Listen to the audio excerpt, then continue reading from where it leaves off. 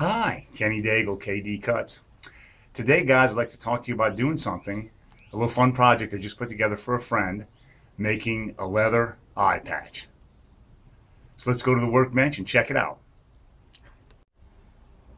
Okay, so here's two eye patches finished.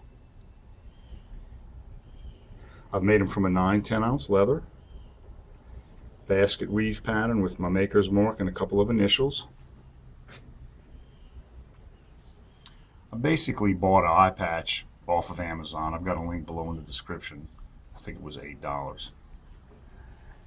I made these from a 9/10 ounce. You could make it from something thinner. So I skived the edges. Used my French skiving tool from Tandy to do that. When I connected the lace, I basically just used my 3mm 2-prong tool. Now I've finished the knot on the inside so it wouldn't be irritable to somebody wearing it. Also, I made the holes for the laces slots, ovals, not circles.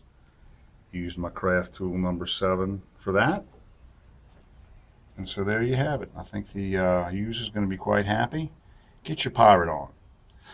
If you found this interesting, please like this video and subscribe to my YouTube channel. Thanks. See you soon.